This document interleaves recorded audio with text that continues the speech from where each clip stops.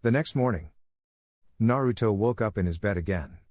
He got up and got ready for the day. When he got downstairs, he saw 3 scrolls, 2 oversized and 1 small one. He looked away from them to see Tsune sitting at the table, a serious look on her face with food set before her.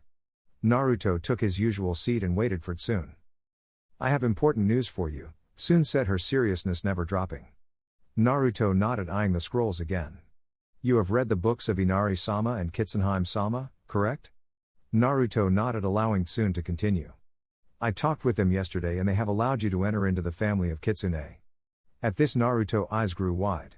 "There is a price, however. You have 3 years to prove that you are worthy to be within his family. If you don't, it's bad news for both of us," she said, seeing the look of determination on Naruto's face. "I will prove it, I promise," Naruto said fiercely. Tsune smiled at his words and started to eat. "So what do I have to do?"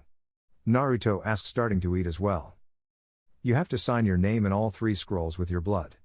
The big one is to allow you into Inari's family.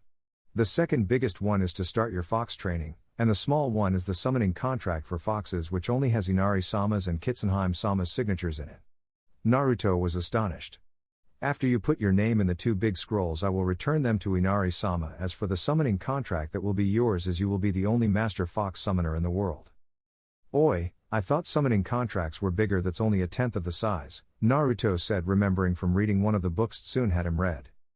"That is because the contract only has 2 names, the more names the bigger the contract. Normally you would never find a contract that small, but there are exceptions. Now as for training, it will change again. Fox training is one of the hardest types of training in the world. It would normally take 100 years to finish. Upon finishing you receive your second tail. We however only have 3 years and you still have to keep up with your duty with the village, so you will have to step up and train exceptionally hard," Tsune said, placing a book on the table. "This is the first volume of the basics. There are 999 more for just the basics." Naruto's nearly bulged out. "You'll have to read through each and every one and make sure you understand them. Jutsu training will be limited because of this. As such, we'll only have about 5 minutes a day to use your Akugan, as you will need to hold no less than 100 cage bunshines throughout the whole day." Naruto was shocked. "And not only do you need the basics of fox training but other knowledge too. This is very important, Naruto. You cannot slack at all, you have to give everything you have as soon as you sign the scrolls." "I understand. I won't let you or anyone else down," Naruto said, finishing his food and grabbing the biggest scroll. He cut his finger and signed his name, and the same for each scroll. "Let's start," Naruto said, creating 100 cage bunshines and grabbing the first volume while his clones grabbed the books as Tsune handed them out. Naruto sat next to a tree in the training area waiting for his sensei for the final test to be a Jinan. He was adamantly reading while waiting. On his way to the training field, he had realized he had forgotten that his sensei said not to have breakfast, but didn't really care if he puked or not. It was 3 hours after he got there that his sensei finally got there and told them the test. Naruto idly glanced at Sakura and Sasuke, realizing he was the only one who ate. He wanted to get back to his training book, but he wouldn't be able to until he had gotten a bell. "When I say start, come after me with everything you got," Kakashi said, waiting for one of them to interject. When no one responded, he started. "Okay, start," Kakashi said, which caused Sasuke and Sakura to dart off, leaving only Naruto and Kakashi behind. Kakashi noticed Sasuke and Sakura hiding, but eyed the blonde incredulously. "Now, shouldn't you be trying to get a bell?" Kakashi said, idly noticed Naruto was scanning over him. "Yeah, but I don't know that much ninjutsu and no genjutsu, plus you're a jonin, so hiding would be pointless. My only option is thus taijutsu," Naruto said, still scanning Kakashi. Kakashi smiled with his eye. He reached into his hip pouch, producing a book. Naruto noticed this and decided to follow suit, producing his own book. To Kakashi's surprise, the books were the same, and his eye widened seeing Naruto hold the same stance as he did. Oi, where'd you get that book?" Kakashi asked nervously. Naruto knew that anyone else looking at the book would think it was not what it actually was, but Naruto didn't care to answer as he picked his ear and continued reading, waiting for his opportunity. Sakura and Sasuke watched from their hidden locations, thinking Naruto was an idiot. "Well, if you won't start, I will," Kakashi said, disappearing from view, reappearing behind Naruto's hands and the Tora seal. "You should never leave your back exposed." "I left it exposed for you to take advantage," Naruto said, grinning as he reached his hand behind his back, swiftly grabbing Kakashi's hands, surprising him. Naruto used Kakashi's own strength to lift himself off the ground and using both legs in a scissor motion. Kakashi leaned back to dodge the attack, catching Naruto's smile. "He knew I was going to do that." A trick? Kakashi thought, glancing at the bells, realizing too late it was another trick. He looked up to see Naruto gone. His eyes widened as he heard the sound of a bell behind him. He quickly turned around to see Naruto reading his book holding a bell. "Oi, for a jonin you were tricked way too easily," Naruto said, not taking his eyes off the book. Kakashi replayed everything that happened and didn't see any opportunity Naruto had to get his bell. "How did you get the bell? You had no opportunity," Kakashi said, eyeing the blonde carefully, waiting to find out how he got the bell and then take it back from him. "You're right, I had no opportunity to get the bell. Until now," Naruto said, smiling. Kakashi's eyes widened again as he heard another sound of the bell to his side. He noticed just in time to see Naruto run off into the woods. Kakashi cursed at himself, throwing a shuriken at the clone and running after Naruto. Sakura and Sasuke's eyes were wide and mouths agape. They were surprised to see what exactly Naruto had done. They knew Naruto would pass because of this, and they needed to get Kakashi's other bell quickly. Sasuke appeared next to Sakura, surprising her. "I need a bell," Sasuke said, seeing Sakura's eyes widen. "I need your help. Kakashi is too good for me. If you help me get his remaining bell, I'll snatch Naruto's as well and give it to you," Sasuke said. Sakura considered this and nodded vigorously, knowing she could be with him if they both had a bell. Sasuke laid out a plan for Sakura and they both ran off after Kakashi and Naruto. Behind where they were standing stood a frowning Naruto. The truth was, Naruto hadn't stolen a bell from Kakashi, he had stolen both, but not even Kakashi knew that. So Naruto went into the training area and sat next to one of the logs and started reading. Kakashi was chasing after Naruto. He was surprised by his speed, and then all of a sudden Kakashi didn't feel his presence anymore. How can he hide his presence completely like that? Not another trick? Kakashi thought, looking down to see that he in fact only had one bell. So Naruto does have a bell, and it was a trick to lure me out here, but where is he? I have to get that bell back, Kakashi thought, but was pulled out of his thoughts when he felt Sasuke and Sakura closing in on him. Well, at least two understand teamwork, he thought as he started reading his book. Naruto couldn't be stopped at the moment. Sasuke saw that Kakashi was stationary and enacted his plan. Naruto looked up at the timer to see less than a minute left and looked at the clearing to see Kakashi coming out with a tied-up Sasuke and Sakura. Kakashi was surprised to see Naruto and looked at the clock just to see it go off. Damn. I can't just pass Naruto, but he technically did what I said. However, he didn't grasp the concept of this test. These two did, however. What am I going to do? How long have you been here? Kakashi asked, truly curious. Naruto looked up at him with a disappointed face. Ever since I stole the bells from you, Naruto said. Kakashi's eyes widened, catching plural on bells, and grabbed his bell and realized it was not his. Sasuke and Sakura caught it as well and had a sour face. You stole both bells from him? Sakura screamed indignantly. Naruto looked back down at his book as he produced two bells. Yeah, when you caught me at your side it was a clone I had used Kawarimi with. What you heard and saw wasn't him taking the bells, it was him putting the new bell on you. I had already taken the bells silently when you thought my clone had taken it. After my clone lured you away far enough it deactivated itself, Naruto said, not looking up from his book. Very clever, Kakashi thought, knowing exactly why he had stolen both bells and stayed behind, but something must have interfered with his plans. Why'd you take both? You only needed one. Did you want to be the only one to pass? Kakashi asked, catching the disdain on Sasuke and Sakura's face. You would sabotage our chances of passing? Sasuke yelled. We were supposed to be a team, he said. Sakura nodded furiously. I too thought we were a team, at least until I heard your plan to take the last bell and coax me into giving mine to Sakura. Yeah, that really does show what it's like to be a team, Naruto yelled, finally looking up from his book. Sakura and Sasuke flinched. They hadn't expected Naruto to have heard their plan. I stole both bells to give one to each of you. As Kakashi being a jonin, it would be impossible otherwise. If you did it, anyone could do it, Sakura yelled at Naruto. Sasuke is stronger, smarter, and a better ninja than you. Kakashi frowned at that statement, knowing that there were only a few people within the village who could actually get a bell from him. Did the two of you get the fake bell? Naruto yelled accusingly. Sakura bit her tongue. They had failed even going at it together. Kakashi was always a step ahead of them. Sasuke turned to glare off to the side of him, furious and disappointed at himself. Hell, this wasn't even a passable test. I shouldn't have even been able to get a bell. I was just lucky he underestimated me so much he fell into my tricks, otherwise he'd still have all the bells. The purpose of this test was teamwork, Naruto yelled, catching all three with him by surprise. Kakashi didn't know how Naruto had figured it out. And we all failed, and quite honestly I'm glad we failed. I will never be able to work with the two of you since you're willing to get rid of me so easily. I'd rather go back to the academy for another year and get a different team and try again. Naruto tossed Kakashi the bells and walked away from the three stunned faces. Those who break the rules are trash, those that abandon their team are worse than trash, Kakashi said, looking at the two left with him. The ropes came undone as he turned around. Just from his explanation, Naruto had dragged me away knowing I would chase after him for the bell. He stayed behind to give you each a bell and take the punishment for not having a bell. He switched my bell to make me think he just grabbed one for himself to protect you two. It was perfectly done so he could protect you two and allow you to pass.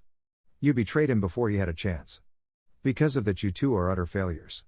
I can't pass you two, and because it has to be a three-man cell I can't pass Naruto, but that is until I talk to the Hokage about apprenticing Naruto.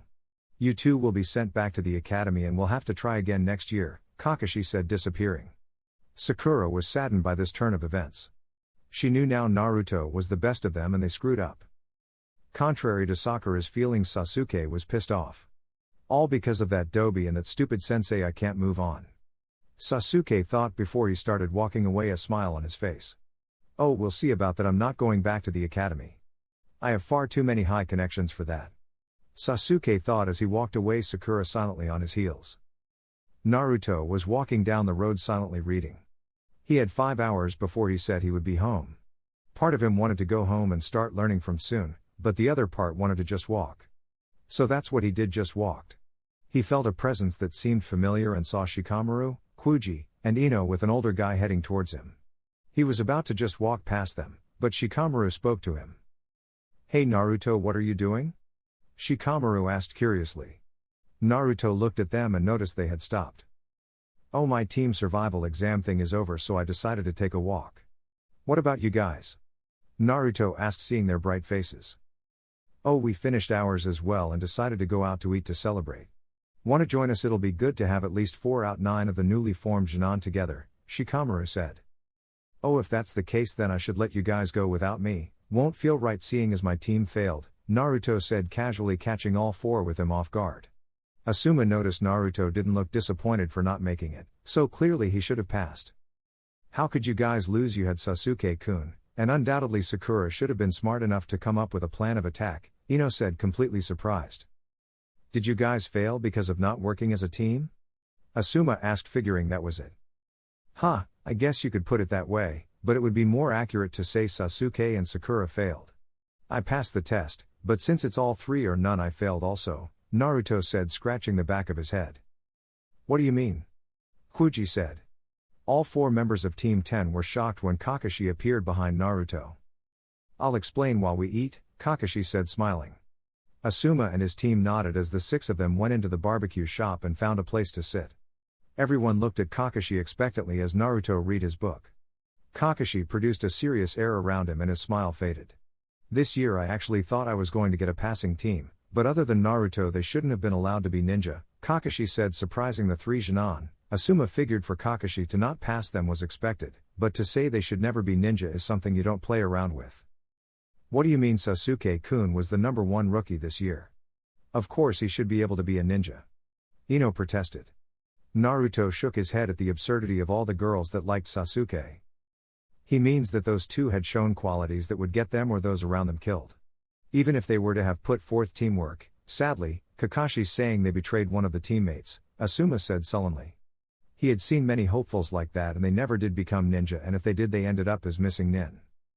I've already handed in my report suggesting the immediate removal of their status, and suggested that they never be allowed back into the academy, Kakashi said, not allowing arguments. What about Naruto? If he passed, that must mean a lot coming from you. Asuma said, knowing Kakashi would have done the bell test like himself.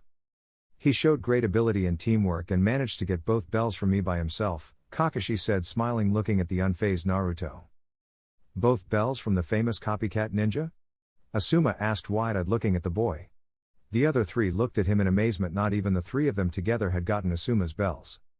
To be able to get the bells from someone of Kakashi's level, your skills must be that of Jonin or higher, Shikamaru said, knowing Kakashi's reputation. Not really, he underestimated me too much, allowing me to trick him several times. It was just luck and him not being fully prepared. If he would have thought of me as an equal or been more aware, I would have lost easily, Naruto said, flipping his book closed as food arrived. I've been meaning to ask, did he get that from you, Kakashi? Asuma asked, referring to the reading. Kakashi just shook his head as they all began to eat. The Hokage looked at all the reports from the Jonin sensei and was mainly surprised by Kakashi's requests. Not only did he suggest immediate admonishment of Sasuke and Sakura from anything ninja related, but also requested Naruto be transferred to him as his apprentice. When it came to situations like this, the Hokage hated his job, especially since shortly after he received Kakashi's report, Homura, Koharu, Dansu, and the daimyo's emissary had entered his office to refute Kakashi's decision. They demanded to allow Team 7 as a legitimate Genin team or be impeached. When he objected, they took it upon themselves and went around his decision and instated Team 7 and took his authority over that team away from him. From now on, anything to do with that team would be under the advisors or daimyo's control. Now in front of him stood Sasuke and Sakura with Homura and Koharu behind them, and they were waiting for Kakashi and Naruto to arrive. Naruto and Kakashi were heading towards the Hokage Tower as they were instructed to by the Anbu messenger. When they arrived in the office, they were surprised to see Sasuke and Sakura, and Kakashi knew that his suggestion was turned down and they would be put into a Genin team. He immediately noticed the displeasure on the Hokage's face, which means his hand was forced. Finally, you better not be late anymore, Kakashi-san, Sasuke said, his voice oozing with venom. Kakashi had the right mind to beat the living shit out of the brat.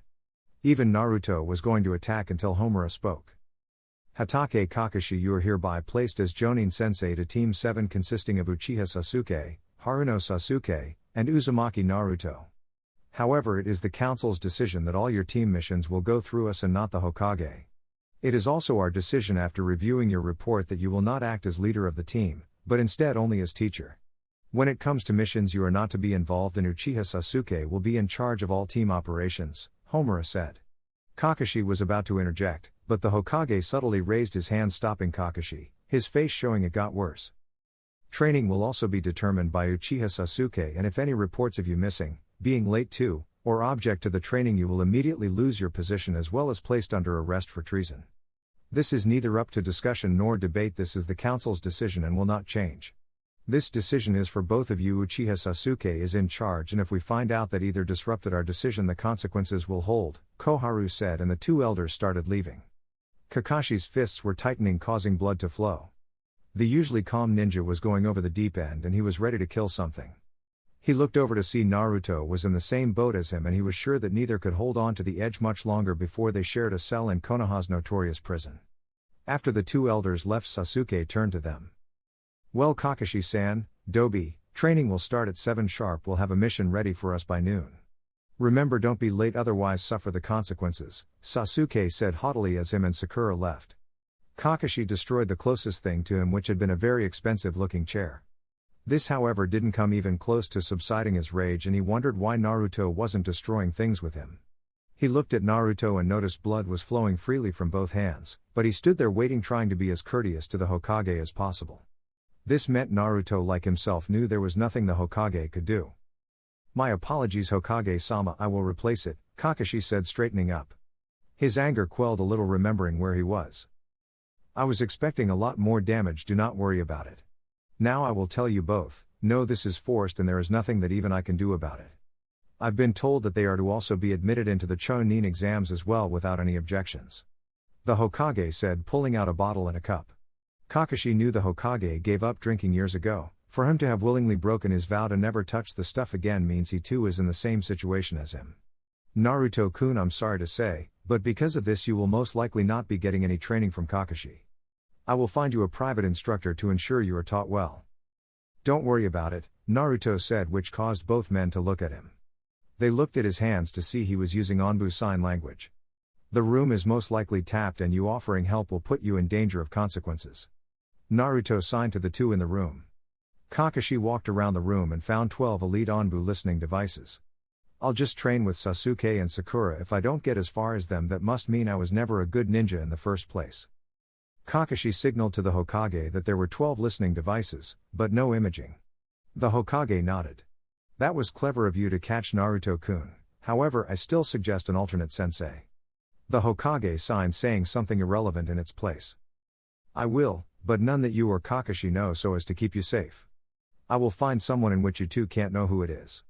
Naruto signed while saying something to keep the conversation going. Naruto, you are already beyond your years, you don't have to take this responsibility on yourself. Kakashi signed, adding tidbits to the conversation. Don't worry about it, I'll be fine. I will be known throughout the world within 3 years and I will be the greatest Hokage ever. Naruto signed and finished his part of the conversation with a goodbye and left. The Hokage looked at Kakashi intrigued and they silently agreed to part. Naruto noticed an Anbu trailing him as he left the tower, most likely to find out where he lived since Naruto hadn't told anyone that he had moved into an estate. He would not allow his home to be invaded or Tsun to be put in danger, so he was just wandering around town leading the Anbu away from figuring out where he lived. Naruto passed by an alley and immediately felt Tsun's presence coming from it. He looked at her slightly to see she looked like an old woman as she came out of the alley. My young man, you look like you study a lot, Tsun said. Naruto caught on knowing from the first book Tsun gave him to read about codes that she needed information. I do study a lot. I plan to be extraordinary, Naruto said with a fake smile. I see, can you teach me what you have learned? Tsun asked. No, I'm sorry, I was told it was advantageous to keep what I learned from others, Naruto said. I guess you're right, it is good to hold back what you share, Tsun said, glad Naruto was as good as he was on codes already. Yeah, I just wish I learned to block out what wasn't important, Naruto said, reading his book and walking along. It didn't take long for Tsun to find the man in a mask and place a genjutsu on him. She caught up to Naruto hidden from the Anbu and they took off towards their house. The Anbu then ended up following the illusion of Naruto for hours until he realized it was a genjutsu and had no idea when or how he fell for it. Naruto had finished telling Tsun about his day and she could not believe how petty the humans were being. She figured the only reason he had not done something about the two was because if he was placed under arrest he would break his promise. So the two of them knew that their training was going to be the only training that he received and he would have to be at that training ground earlier than 7. So Naruto continually read until Tsun wanted him to learn as many taijutsu forms as he could. Tsun and Naruto's actual discussion. Are you being followed? Study is an ambiguous synonym of follow. I am being followed by one person. Extraordinary is a pronominal form of one. Can we communicate? The sentence correlates to Naruto's sign language. Communicate is a synonym to teach. No, he's good, he would see it. Advantageous is a synonym for good. Keep refers to hiding. The sentence shows the one following would see it. Do you want me to conceal your actions? Hold back is a synonym of conceal. Yeah, he's the one with the mask. Block out is a synonym of mask. Next day. Naruto was at the training grounds at exactly 6:45, book in hand reading. He and all his clones had finished their first volume, so the real Naruto was on volume 101. Naruto knew if he kept this up he would be done with basics in 9 more days. Kakashi arrived at exactly 7 o'clock, followed by the other two 5 minutes later. Naruto didn't even look up from his book. He knew he was going to be singled out anyways. Sure enough, after Sasuke came he told everyone what they would be doing. Kakashi was to make a shadow clone and teach Sakura genjutsu while Sasuke learned ninjutsu and Naruto was just supposed to stay out of their way. This went on for 5 hours, tiring Kakashi out. At noon they all walked into the mission selection area and they saw Team 8 and 10 there as well. Ino got Kyuubi and Shikamaru's attention seeing Team 7. They were confused after what Naruto and Kakashi had said the day prior. Sasuke left the group to retrieve their mission, which prompted Team 10 to talk with them. Naruto noticed this and hoped to God Shikamaru knew about cryptology. Ah, Shikamaru, remember I was telling you about that fox yesterday, Naruto said, hoping he caught on. Shikamaru was about to say something but he stopped, his head wrapped around the word fox. Fox, we didn't talk about a fox yesterday. Fox. Trick. Deceive. Mislead. We can't talk openly. Ino was about to say something, but his team had already come up with a way to communicate silently and Ino caught the signal from Shikamaru. Yeah, that fox was cunning. I never thought it would enter the fight like that, Shikamaru said in response to the code Naruto gave him. Kakashi caught on instantly. Even though Kyuubi and Ino knew to not talk about yesterday, they didn't know what they were talking about. I guess even foxes need to know the basics, Naruto said, fake smile in place. Cryptology basics, I'll need to take the first letter from each word and apply it to cipher. If it's basic then it will only be one letter from its true place. I'll have to gauge which direction from his first code. Shikamaru thought. He was idly surprised with Naruto, he didn't think he knew how to communicate in secret while talking in the open. Thinking back a little, a venomous snake bit him 6 times, Naruto said. He said 6, a 6-letter word, take out the single-letter words and you get either U, C, M, W, T, and C or Sakura. Shikamaru thought. Did Naruto tell you about the fox Sakura? Shikamaru asked to see if she was in on the code or she was the problem. No, like I care about foxes anyway, Sakura said, indignantly turning towards Sasuke, who was waiting for one of the advisors to get there. So she's the problem, we can't talk openly in front of her. I need to find out whom else. Shikamaru thought. Anyway, back to what we were talking about. Exile is perfect for me, though foxes enjoy their families. I'd love to go at least 8 days without anyone, though I'd be found on the 7th, Shikamaru said, hoping the hint got through. Shikamaru saw Naruto about to say something, but Kakashi responded first. Very doubtful, it's just impossible because of your mother. She'd find you in 6 seconds, Kakashi said, in the form of a smile. If Kakashi is in on the code, then the first 6 words spell out, Uchiha. We can't talk in front of Sasuke and Sakura. If that's the case, then this team is forced, most likely not by the Hokage, otherwise they wouldn't be using code. Anbu must be trailing them also, otherwise Naruto wouldn't have needed to use a code to start the cipher. This is bad. She's not fast for a while after she wakes up, so I could get away from her. At least if it's after 1 and before 4 I'd get away, Shikamaru said, hoping they would talk with him openly. Naruto was one of his friends, not as close as Ino or Kuji, but a friend nonetheless. Not. Zabuza is probably not for fighting with her. So I doubt you would survive. I'd say she's a 6 on the evil scale, but a 3 on the I'll leave you alone scale, Kakashi said, smiling. Damn, I don't even know if he's telling the truth or code, it sounds too accurate. Anyway, 3-letter word, 6 words in. E, V, G, that doesn't make any sense. How about 6 letters, because that sentence seems weird. My place. So he wants to meet at his house when? Oh, that's what the 3 was for. I guess that's everything until then. Shikamaru thought. Okay, I got it, my mom's troublesome. We'll see you guys around, Shikamaru said, signaling for his team to follow. Shortly after he left, Sasuke came with the mission and they left. The Hokage had seen the 2 groups talking and was surprised with how clever Naruto was being. He couldn't help but smiling at how much Naruto had grown in such a short time. After they were done with their mission, Sasuke and Sakura left and Naruto and Kakashi started walking. He knew Naruto and him were being followed, but was surprised to feel 5 Anbu following them. Kakashi was about to encase them in a genjutsu, but Naruto stopped him and instead they kept walking. Naruto passed an alleyway and he stopped, feeling Tsun's presence. Kakashi followed suit. A little girl came out with a ball and walked to Kakashi. Play with me? The girl asked Kakashi, but before he could decline, Naruto interfered. We can't right now, but there is a group of kids playing make-believe down the street, Naruto said, smiling at Tsun. Okay, Tsun said and started heading down the street from where they came. A second later, Kakashi noticed the 5 Anbu kept going even though they were still standing there. Let's go, Shikamaru should be at your place by now, Naruto said, confusing Kakashi on what exactly had happened. It took them a few minutes to reach Kakashi's apartment and saw Team 10 and they looked terrified. Kakashi started to walk to his apartment and saw it open and heard cursing from inside. The door was open a little. When we got here we thought you were waiting inside, but Anko was there instead, and well. Asuma started to say but was afraid to finish. She was wearing just a towel and when she saw us she was surprised and dropped her towel. Shikamaru finished for Asuma, a little too casual for seeing a naked Anko. Kakashi glanced to look at Naruto and found that he was gone and he heard more curses from inside the apartment from both Anko and Naruto. Kakashi slowly walked into the war zone to see Naruto laying on his bed reading and Anko ruffling through his fridge. Upon seeing Kakashi, Anko's temper rose. Why do all these people keep coming into your apartment? And what are you doing here? You're usually out till late. Anko yelled. Naruto couldn't help laugh at the irony of the situation. Well, this is my apartment so I should be able to come and go as I please, and I asked Shikamaru to come by. The real question is why you are here? Kakashi asked, amused by the situation. A water pipe burst in at my place so I was without water. Your apartment was the closest that I knew of so I came here so I could take a shower and wash my clothes.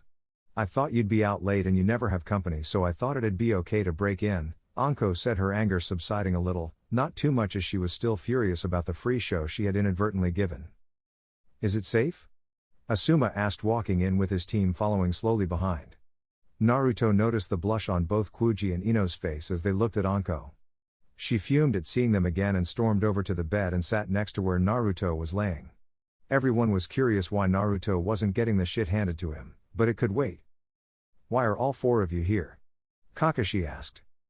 "Well, Ino and Kyuubi wouldn't get off my back about the whole conversation and wanted to know everything, and we didn't know where you lived, so we asked Asuma and he got curious about the situation also," Shikamaru said, muttering a troublesome under his breath. The only thing he was curious about all this was he wanted to know more about how Naruto knew what he knew. "Well, I guess we should get to it then," Kakashi said. He looked over at Naruto expectantly. As Naruto shook his head, he nodded and performed quite a bit of jutsu extremely fast. Anko and Asuma were both wondering what was so secret to use advanced stealth cloaks and so many of them. "For starters, neither Naruto nor I want anything disclosed here to leave here. You must promise not to speak to anyone about it." When he received a nod from everyone, he explained everything that had happened from the previous day till now. "So wait, they even have Anbu tailing you?" Asuma asked, hating that the village elites were being used in such a way. "They are most likely just being used to find out where I live and set up visual and listening equipment there so they can catch me breaking Sasuke's rules," Naruto said offhandedly, not once having looked up from his book since he got there. "How could Sakura and Sasuke do that?" Kyuubi asked, his snacks forgotten in the middle of the story. "Because they're immature, spoiled brats that are used to getting their way," Ino chimed in, surprising everyone there. They all knew of her crush on Sasuke, so for her to have said that, she must be really upset at what they did. "One thing I don't understand is how you guys managed to get away from the Anbu," Shikamaru said. "Even knowing Kakashi's reputation, they were trained to know genjutsu, they would have been on their heels instantly." "Well, that I can't even tell you," Kakashi said. He too was confused about it. "My sensei did it," Naruto said, still offhandedly. Everyone looked at him for more information. "Well, not to get too specific, she's extremely well trained in subterfuge. You met her, Kakashi, right before the Anbu ran off." Kakashi thought for a second, his visible eye widening. "That little girl?" Kakashi asked. "Yeah, though she isn't really a little girl, she just disguised herself like that as to not get caught. When she asked for you to play, it was a code. She wanted to know if you were with me to survey me or if you were being followed with me. Telling her we couldn't play meant you were with me and told her they were behind us with masks," Naruto said, flipping to the next page in his book. Everyone looked at Naruto like he was a genius. "How do you know so much about using codes and finding surveillance items?" Kakashi asked, finally getting the question out that everyone was wondering. "These," Naruto said, motioning towards his book. Everyone saw that it was just Icha Paradise. It may look like one of Kakashi-sensei's perverted books, but it is actually a book about various things. I read them all the time at my sensei's request to increase my knowledge.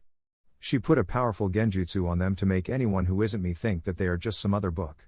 After I told her about Kakashi, she's been making them his book," Naruto said. Everyone's eyes went wide. "So you've been doing this to not let on about your training?" Ino asked. Naruto nodded, and he noticed the look of admiration from Ino. Kakashi thought that was extremely useful, and whoever Naruto was training with was extremely good.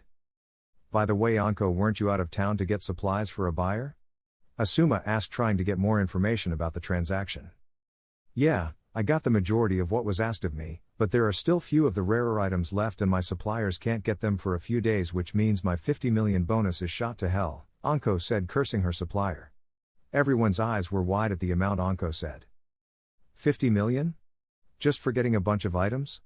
Ino asked incredulously. Anko nodded, thinking if she knew anyone else to get the remaining few she needed.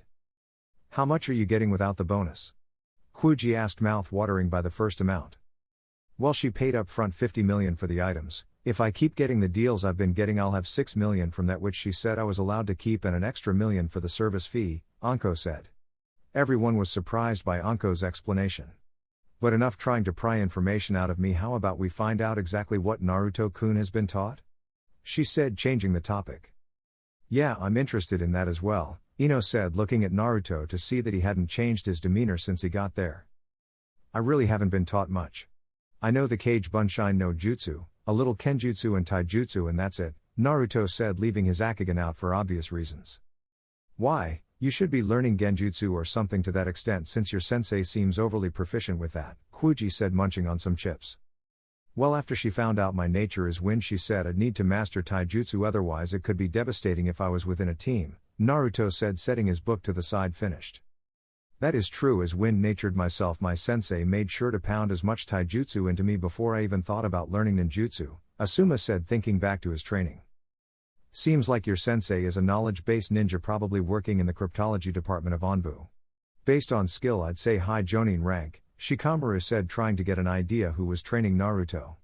By the way Naruto, I haven't seen that girl you were with during the festival. What happened to her? At this Kakashi and Anko flinched. A girl with Naruto on his birthday, it couldn't be.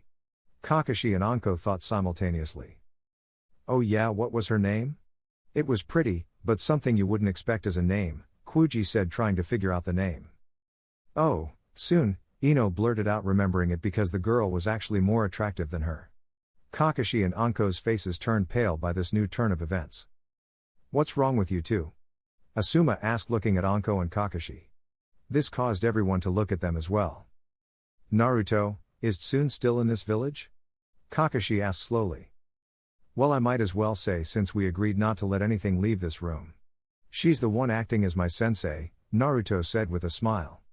Kakashi and Anko were at a loss. They didn't know what to do with this information.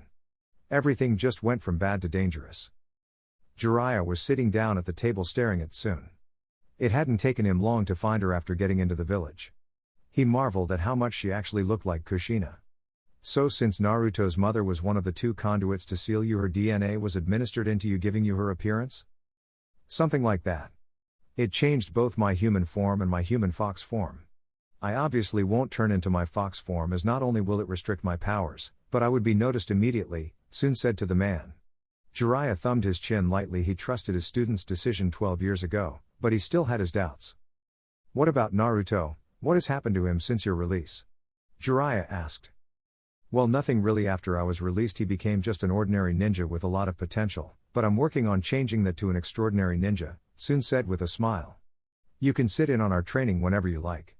I have nothing to hide, especially from someone who made it possible for me to live in this village. I only did that for my student. He was like a son to me, which makes Naruto like my grandchild. I want to be sure he is given every right to live a peaceful life, Jiraiya said. A peaceful life as a ninja? Isn't that oxymoronic? Tsun asked, smiling at Jiraiya's choice of words. You know what I mean, Jiraiya said, cursing how much she reminded him of his student and wife. Well, if you're going to be staying in this village, feel free to have one of the rooms here. We have plenty. You should feel at home since your student originally built this house for his family, Tsun said. I'm sure you will give the same hospitality for when Tsunade arrives? Jiraiya asked, knowing it wouldn't be long for her to be here as well. They suddenly heard the door open and close, and Naruto appeared, eyeing the old man. Jiraiya had to do a double take as he thought he saw the Yondaime at first. Ah, Naruto-kun, how was everything? Tsun asked. Naruto nodded, not wanting to say too much with the old man here. Oh, don't worry, this is Jiraiya, he already knows everything about us, Tsun said reassuringly. What's there to know? We're as normal as the next ninja and house guest, Naruto said, taking a seat at the table. Let's see, I know that until your 12th birthday you were the host of the Kyuubi and you released her, and now she is acting as your sensei, Jiraiya said, laying the ground to open conversation. You seem to be well informed. Care to add anything else? Naruto asked. You are the son of the Yondaime, and as one of his last requests her name be placed as your sister for when she was released, Jiraiya said, causing Naruto's eyes to widen. Oh yeah, I'm greatly informed. Naruto thought on what was just said. It was a huge deal, but after thinking about it, it wasn't much of a stretch. In fact, it made perfect sense. Ah well, makes sense if you actually think about it. So who else knows? Naruto asked, making sure he knew who he could talk about it with and who he can't. Well, the ones who know all about me are limited to Jiraiya-sama, Tsunade-sama, and Hyuga Hayashi-sama, Tsun said, which surprised Naruto. Those who know about what are written about me being your sister and us being related to the Yondaime is those three, the Hokage, Morino Ibiki, Mitarashi Anko, and Hatake Kakashi. Ah, so that's why those two freaked out when I was talking about you, Naruto said, figuring it out in his head. Tsun smiled at this. Well, anyway, what's training today? All my clones have finished their books and so have I? Well, Jiraiya is going to watch how we train, but today is the last day of taijutsu and kenjutsu training. Afterwards you will have mastered every art of taijutsu and kenjutsu that I know, Tsun said, surprising Jiraiya. It's been less than 2 weeks since she was released. Their training must be intense for Naruto to have been able to master all that within that time frame. Jiraiya thought. Okay, after that what's up? Naruto asked, glad to start working on other stuff. Well, that means tomorrow you go back to strength and endurance training and I'll teach you as many jutsu as possible, starting with wind then through the other elements, Sun said. Jiraiya was astonished. He's pushing so much on himself. Is he really ready to start learning all the jutsu? Jiraiya thought. The three walked into the training room and leaned against the wall furthest from the door and was confused as to why Naruto sat down. He saw Tsun produce a shadow clone, then saw the most surprising thing ever. The Tsun seemed to disappear and Naruto's eyes turned gold. It looked like he was focusing on something, but did not know what. Jiraiya knew what he just witnessed was not meant to be in any way any kind of training for humans. But he wasn't surprised seeing as the fox was the one teaching Naruto. What was that dujutsu? Jiraiya asked, walking towards an unconscious Naruto and panting Tsun. She looked up after wiping the sweat from her forehead. It's the Akigen. It has the same abilities as all other dujutsu except the Rinnegan. However, it is more enhanced in its abilities than all others, plus it has more abilities that are limited to it, Tsun said, finally breathing normally. Can it be stolen? Jiraiya asked hesitantly, hoping it wasn't like all others. No, if his eyes detach from his brain, the eyes just become regular eyes. There are only two ways to receive the eye. One is to be given to a person by a user, the other is to be born with them from someone who already has them, Tsun said, wobbling closer to Naruto. And tonight I'm going to give him something else that can only be passed on through an heir. Jiraiya's went wide. You are going to bestow a Kekkei Genkai on Naruto? Jiraiya asked, surprised. I didn't know you could do that. Jiraiya was astonished, but Tsun shook her head. The only Kekkei Genkai I can give to someone not related is the Akigen. This is from my mother, Tsun said, pulling out a scroll.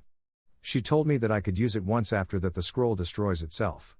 It holds within it two extinct abilities from the ancients. One is the Kusei-san, which allows for regeneration of any cells at higher than normal standards, Tsun said, catching the look of awe on the Sanin's face. The other is the Kami-Yugo, which will cause Naruto's chakra to resonate on no frequency, making it undetectable, also making it unseen. She said it has the ability that makes it, if Naruto bleeds, his DNA is wiped from it, leaving no trace of whose blood it is, nor able to reproduce any Kekkei Genkai from it. Jiraiya was awestruck that the foxes had given Naruto two extremely powerful abilities. This, with your training him, will make him an unbelievable ninja, Jiraiya said, noticing she was started to use the scroll on Naruto. Just wait until he finishes his fox training and learns the powers of a fox sage. He'll become the only true ninja juggernaut, Tsun said with a smile, activating the scroll on Naruto. Jiraiya was still caught on the sage part. What do you mean, fox sage? Jiraiya asked. Tsun giggled at that. You didn't think the toads were the only ones that could use sage chakra? We foxes can do it also when we receive our seventh tail. And on the 9th, when we are allowed to enter into the ranks of Myobu, we can use God chakra, though I'm not sure Naruto will reach that level before he fully joins the ranks of Kitsune, Tsun said with a giggle. What do you mean? Jiraiya asked. Well, if Naruto can keep his promise of being known throughout Inari's domain in 3 years, then when it's time to leave this world he will instead be allowed to enter into our realm and live eternally, she said, the scroll in her hands turning to ash as Naruto glowed for a second and returned to normal. It is done. You might want to add his new Kekkei Genkai to your village charters. Or keep them secret for when he unleashes them in a fight. Jiraiya winced at that thought. The council might force him to start producing heirs from every major family in Konoha so they can have many more people with his abilities. Jiraiya sullenly said, half of him feeling jealous that he would most likely be having sex with the strongest and hottest girls in Konoha, the other feeling sad that he would be forced against his will to do it. The later is where his feelings stayed. They can try and they will fail. Naruto won't bend to anyone's will, and if they tell him he has no choice he will deny them and make their lives a living hell, she said, smiling. And so will I, for that matter. Jiraiya nodded, thinking Naruto's training was in very capable hands. For the next 6 months Team 7 met up and trained while Naruto sat and watched while reading. Jiraiya would oversee Naruto and Tsun's weird training until Tsun finally decided Naruto knew all the jutsu he needed to know. Jiraiya had not let his presence known as he did not want to be coerced into village affairs. After a full month of reading, Naruto finished all the books for his fox training and he was glad that he was finally done reading. Naruto was so happy until Jiraiya gave him a stack of books and told him to memorize every single one. Naruto took the books and started reading them, finding out they were all about seals. Naruto's skills had reached their apex during the 6 months and he was proud of himself. After his 6 months of solid training, he now felt kind of bad because Tsun said she had nothing left to tech him. Naruto had just finished his time with his team and was wandering through Konoha looking for something to do, as this had been his normal routine. Damn, there has to be something, Naruto said as he walked through the town looking at various things. Everyone that saw him appreciated his new change. No longer was Naruto the over-exaggerated loudmouth blonde. Now he was calm and collected, and he finally got out of his wearing nothing but orange phase. Naruto was now wearing some clothing that Tsun had specifically picked out for him. He was wearing black combat boots instead of the standard ninja sandals and wore black cargo pants that had 8 pockets that seemed empty. He wore a black shirt with the Konoha symbol on the front that was white. He wore a black trench coat with white flames on the bottom that looked like his father's coat. He also had on a set of bracers, one on each hand. Each one had a kanji on them. His right hand said ten and his left said Ken. Mostly every girl in the village had a crush on him because of his appearance, with a few exceptions. Naruto stepped in front of a shop and shrugged his shoulders before walking in. "Good afternoon, Naruto-kun," an old man behind the counter said with a smile. Naruto smiled at the old man. "Do you need to restock? I'm afraid I haven't gotten in the new materials yet." Naruto shook his head as he walked to the counter. "No, but, thank you, Dustin-san," Naruto said to the man. Naruto had met this man about 3 months ago when Naruto was getting supplies to further his training. "I was actually just bored, so I decided to visit and see if there was anything new going on." "Well, not much has happened since you last came in," Dustin said, allowing Naruto to sit behind the counter so they could talk. "My daughter seems to be infatuated with one of her teammates, but he doesn't know it or doesn't care." Naruto smiled at that, knowing what he was talking about. "Yeah, I've seen her a couple times training with her team. I think he knows, but is too into himself to care," Naruto said. Dustin nodded in agreement. "What have you been doing? I hear you have pretty much stopped training," Dustin said, repeating what he heard from Tsun. "Yeah, it really wasn't my choice. I have already learned everything I could from Tsun and my body has reached its limit of growth for now," Naruto said with a sad smile. "Uro Sennin says that I'm most likely the strongest Jonin in the village. My abilities make me on par with the lower level Jonin." "Oh really? That's not too surprising after what I've seen from you. That reminds me, I want to show you something," Dustin said and walked into the back to get something. Naruto smiled as the door to the shop opened. "Why do we have to be here? We should be training." Naruto heard the yell of the all-too-familiar Ino. "It will only take a second to get my trench knives looked at and then we will go," Asuma said, looking at his blonde Jonin. He saw her huff and he walked in surprised to see Naruto. The 3 members of Team 10 froze seeing Naruto and looked at him questioningly.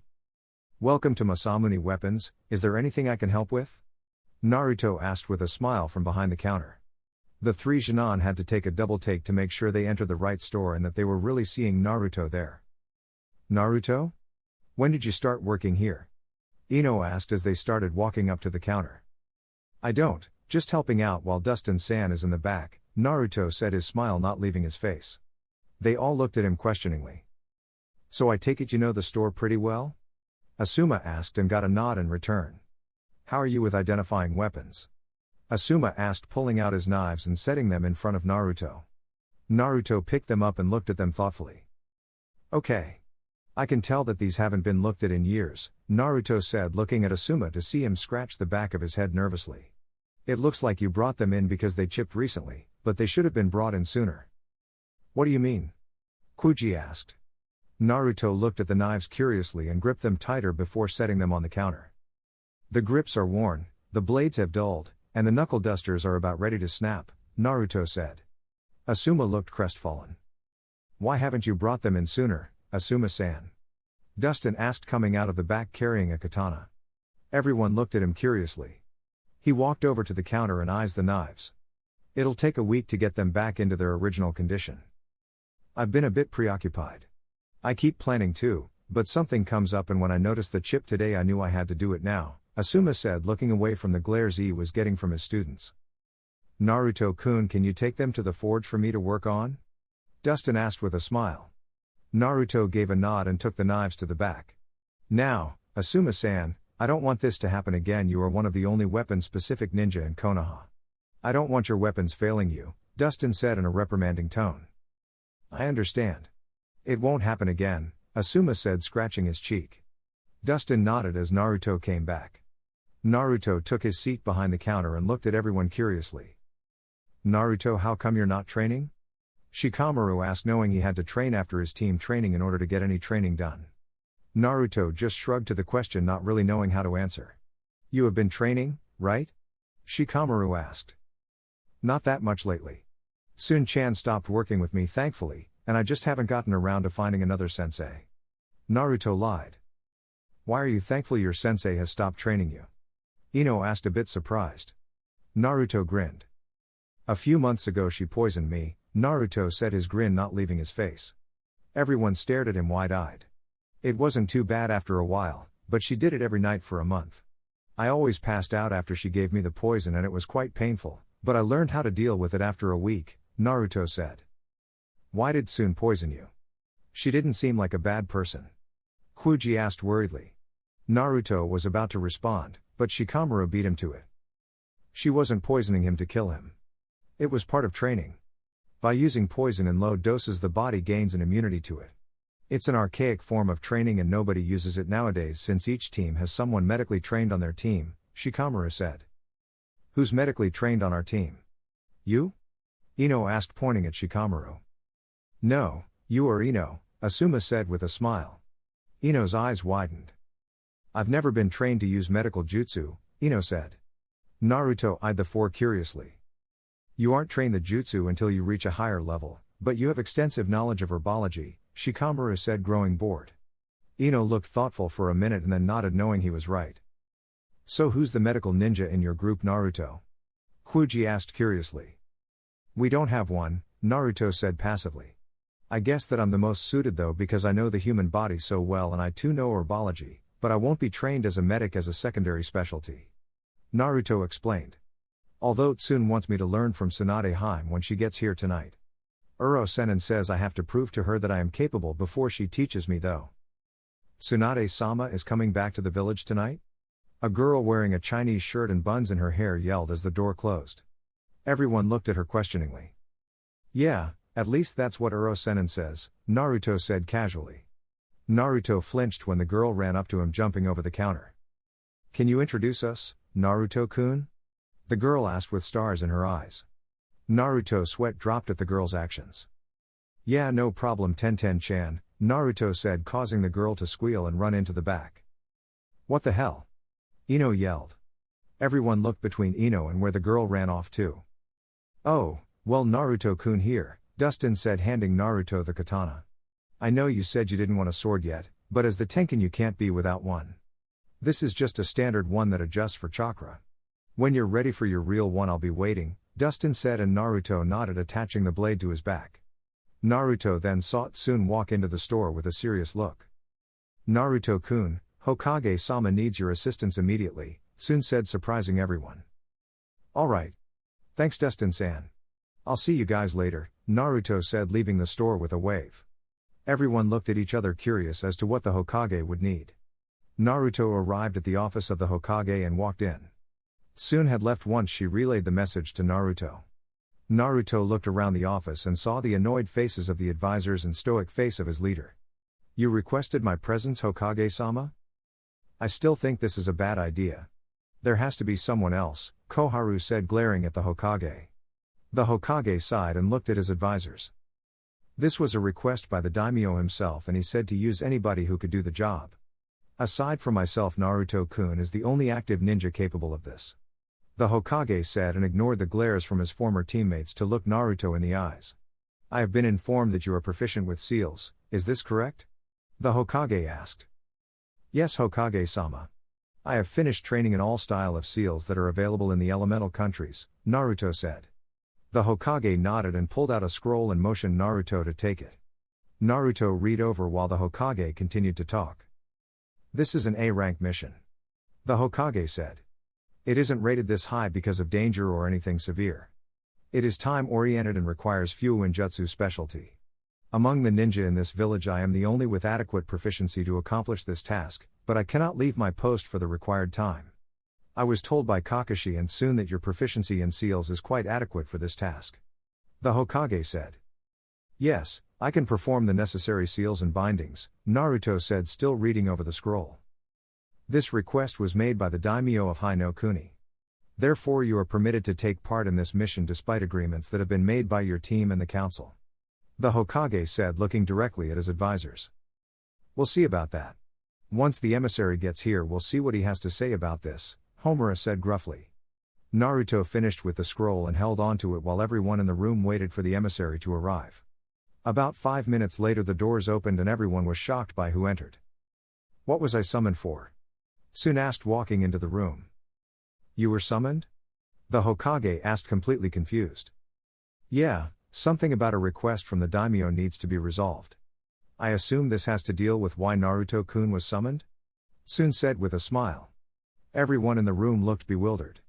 Sun sighed and pulled out a scroll with the daimyo's crest on it. I am the new emissary of the daimyo. My predecessor was executed for relaying false orders from the daimyo. We haven't verified what orders they were, but we will. Anyways, I am the new emissary and all requests and confirmations go through me, whether it be to or from the daimyo, Sun said, pocketing the scroll. I demand to know when this happened, Homura roared. Yesterday. I am sure the council members were given a statement concerning this. If not, then I am sorry you are just finding out about this.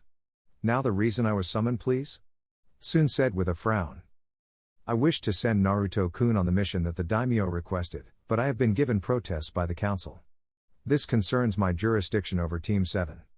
The Hokage said sadly. Any mission that concerns the daimyo is to take precedence over any order the council has made. Any mission made by the daimyo must be taken no matter what the mission entails. The mission must be dealt with by the most qualified ninja available to do the mission.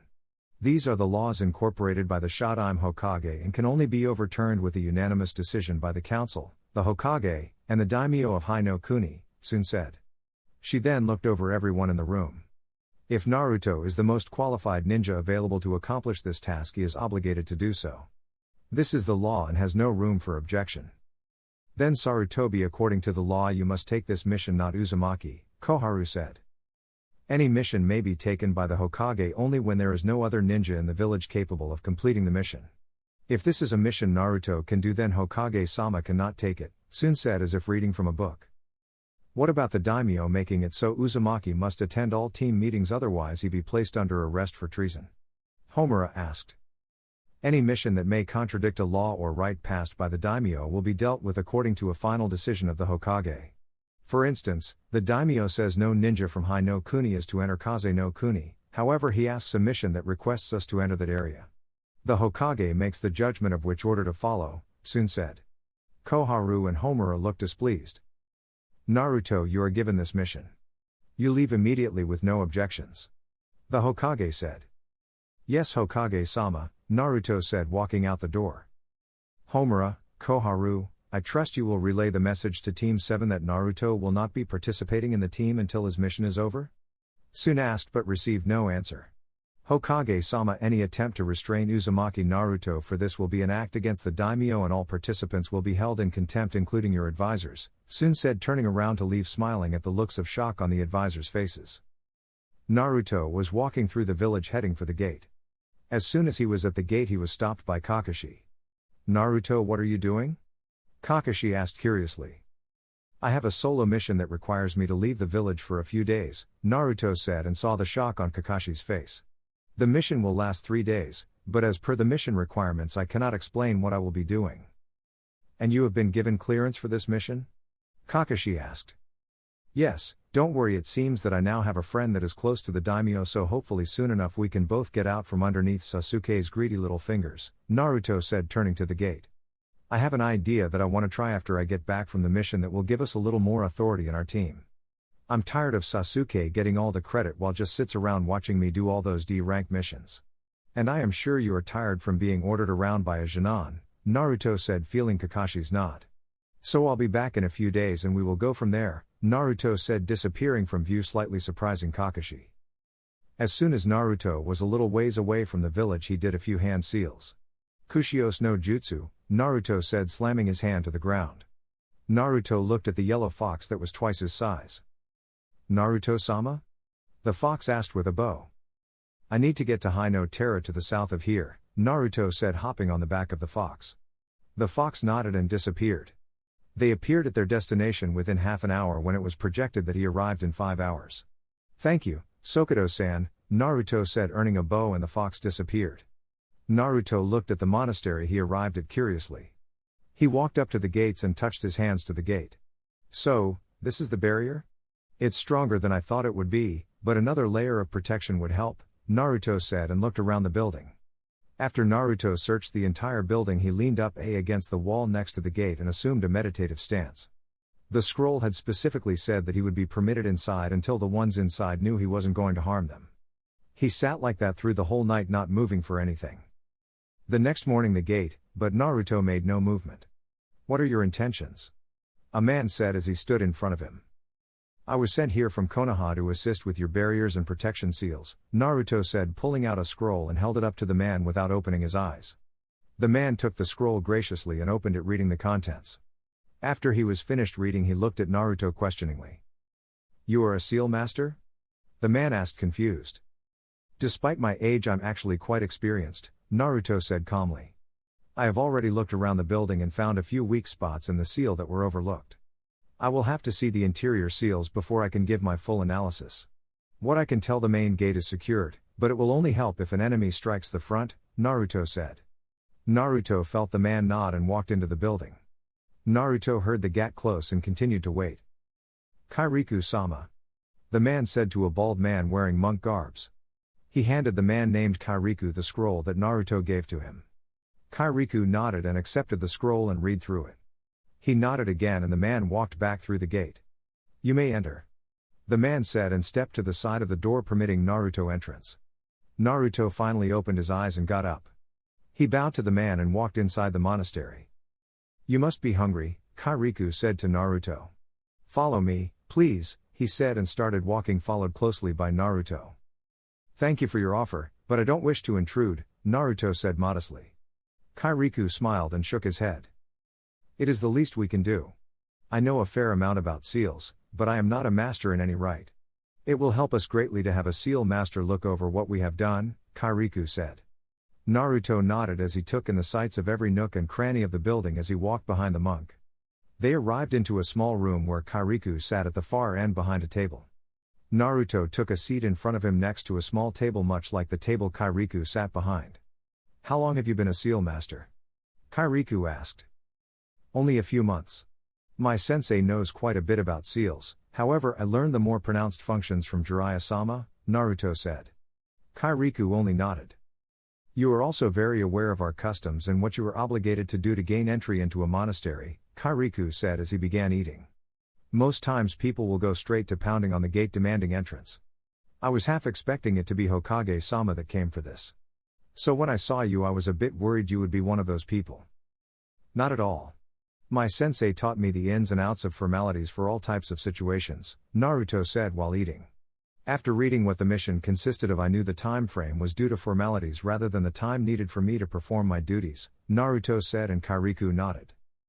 "So you don't mind us holding you for the day in solitude?" Kairiku asked. Naruto shook his head. "I wish it could be avoided, but it is necessary for a way of life. Even after today we still can't allow you to walk our walls freely." "I understand. I respect your obligations and hold no ill will," Naruto said, finishing his meals. "Thank you for your generosity." Kairiku nodded and waved his hand. A monk came by shortly and ushered Naruto to the room he would spending the day in. Naruto sighed and took his meditative stance in the middle of the room. "How come you never invite Team 7 on these joint training sessions?" a woman with red eyes asked, watching her team talking with Asuma's team. "Wouldn't it help if we were ever sent on a joint mission with them to know how well we react to them?" she asked. "A joint mission with Team 7 will most likely never happen in the near future," Asuma said to the woman. "Besides, it sounds like you don't like my company, Kurenai-chan," Asuma said with a short laugh. "Humphrey, I'm just saying it would help our teams to have joint training," Kurenai said. "For all I know, my team may get a mission with them tomorrow." Asuma frowned and shook his head. "You haven't heard the circumstances of Team 7? Asuma asked. Kurenai thought about it for a second and shook her head. Team 7 is under the authority of the council. Their missions are picked solely by Uchiha Sasuke's abilities. Kurenai looked a little bit shocked. "Shouldn't they be picked based on the team's abilities?" Kurenai asked. "That's what it's supposed to be," Kurenai gasped and turned to see Kakashi laying on a tree branch reading a book. Asuma idly looked behind him to see Kakashi. Team 7 seems to only be a formality. It's more like the team is Sasuke, anything we do revolves around him solely. Why has Hokage-sama done that? Kurenai asked. She knew favoritism was found in many sensei, but she had never heard the Hokage took to favoritism. He didn't, Kakashi said, confusing Kurenai. It was a 2-1 veto. The council and the daimyo outvoted the Hokage in regards to Team 7. As it stands, Team 7 is led by Uchiha Sasuke and we have to follow his commands faithfully, otherwise we will be arrested for treason. Why is a Jonin leading a Jonin? That doesn't sound like it should be allowed. Kurenai asked. She and Asuma didn't notice their teams were quite interested in the conversation. The council convinced the daimyo that Sasuke's skills were on par with a Jonin. They told him that they would be grooming him to be the Godime Hokage and that he was beyond capable of leading the team, Kakashi said with a sigh. In fact, I've only been training Sasuke and Sakura since Team 7 formed. Naruto had to seek alternate measures of training. The Dobi had to find a way to train himself? The boy with a dog asked sarcastically, catching Asuma and Kurenai's attention. He'll probably just end up weaker than he was in the academy. The boy said proudly. You might want to know something, Kiba-kun. Naruto was training himself during the academy, Kakashi said with his eye smile. He saw the looks of confusion on the Jonin's faces and clarified. Naruto was taught differently than the rest of you. He had to learn to mold chakra by himself, as whenever he asked a teacher they would just ignore him, Kakashi said with a frown. What? Ino yelled, confused. Kakashi nodded to clarify he was just telling the truth. Even his scores were altered. I took a look at his tests he did in the academy and usually scored high on them, around 90% on them all. When he was graded, the teachers marked his right answers as wrong and scored 0 on every test, Kakashi said. What about the physical tests? The other boy on Kurenai's team asked. Kakashi looked at him and frowned further. We caught Mizuki trying to steal from the village and during his questioning admitted that he had been using a genjutsu on Naruto, Kakashi said, surprising everyone. During kunai training he would make it so Naruto would aim at a target that wasn't there. During spars Mizuki would always wait till no one was paying attention and used an illegal move to take Naruto down.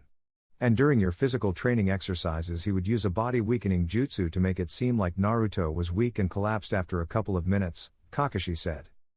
I always thought it was weird that Naruto had so much energy when pulling pranks, but couldn't last a minute during training, Kuji said, looking thoughtful. Everyone else pieced it together.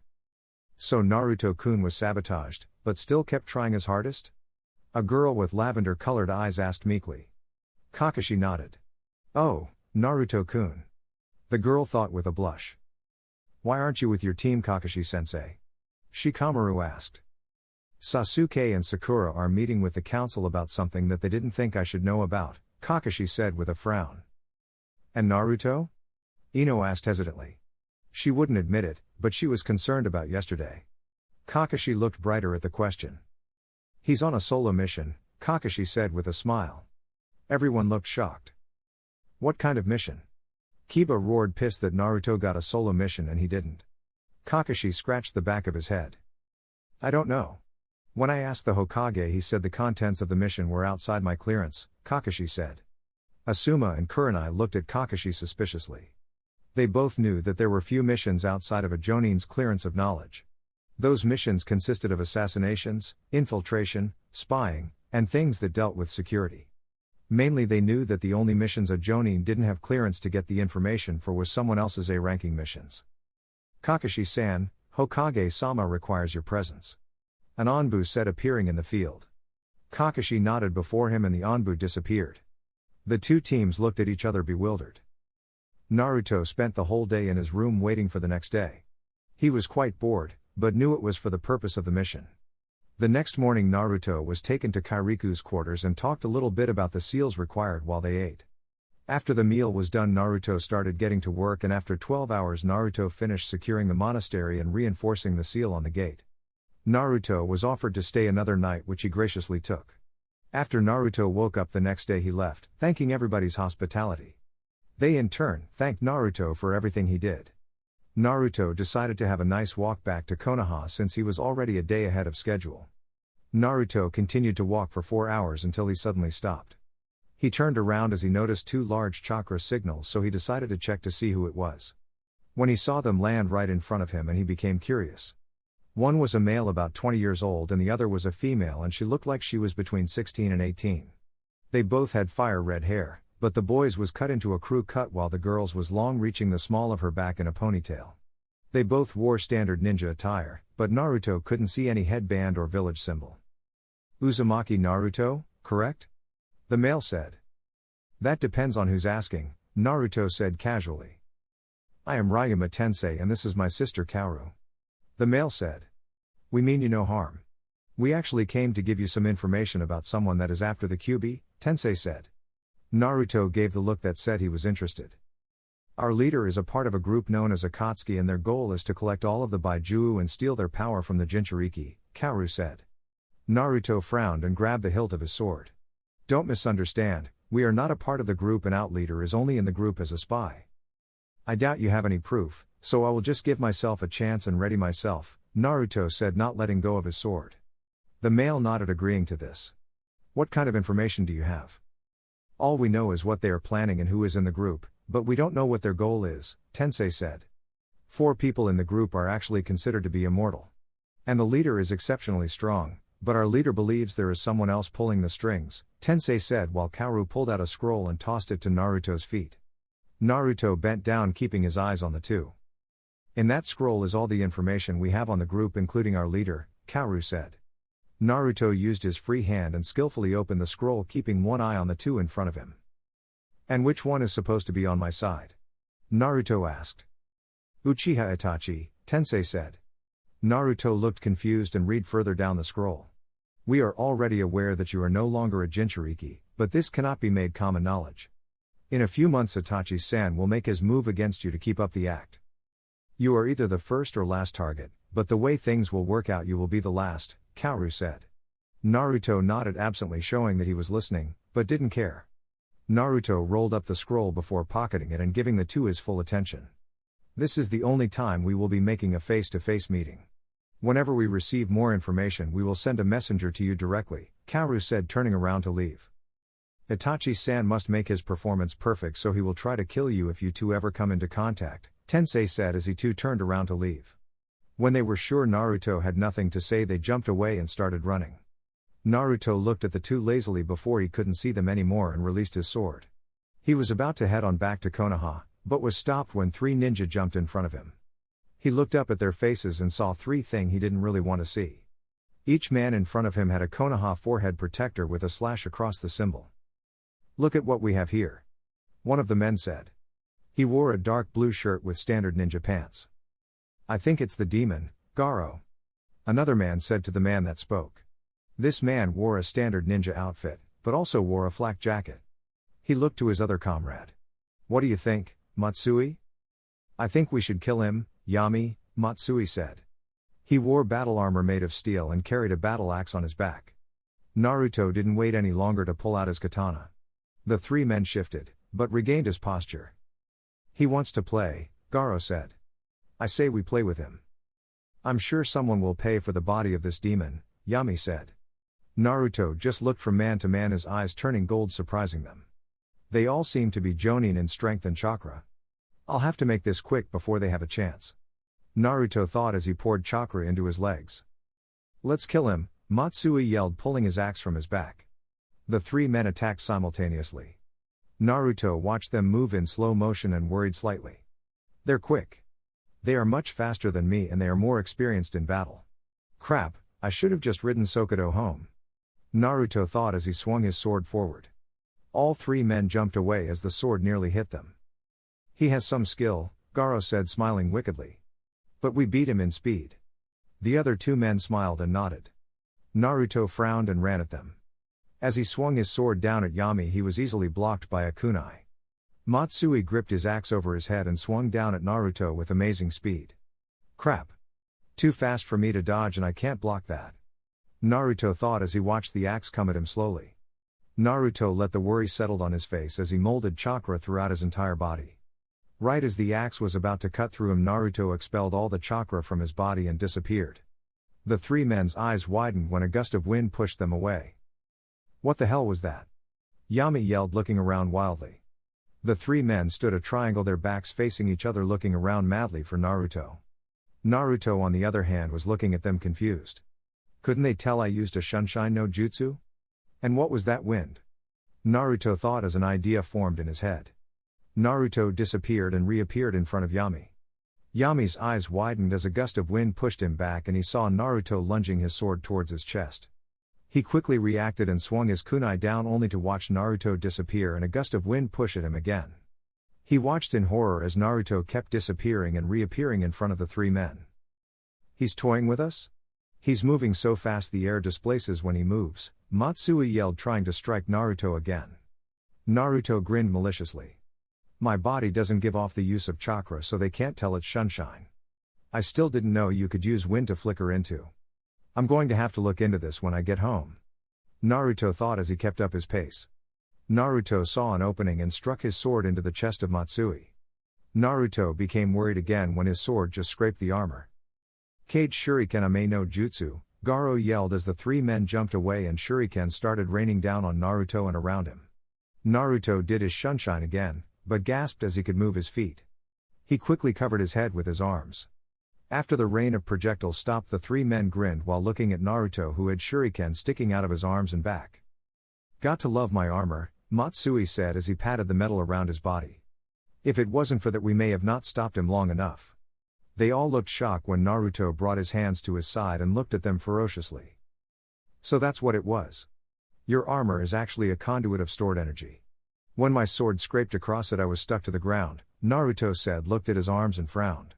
He tried to move them, but felt his muscles burn as he slowly lifted them up. Naruto glared at the three men. The men looked uneasily into Naruto's eyes. Naruto smiled and disappeared again.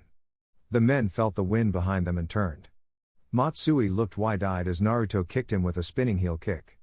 The other two men watched in horror as Matsui's armor was cut open and he started bleeding from a cut that looked similar to the armor. Naruto disappeared, knocking the man down to the ground. The other two men stood back to back. What are you afraid to face us head on, demon? Garo yelled nervously. They felt a gust of wind from their side.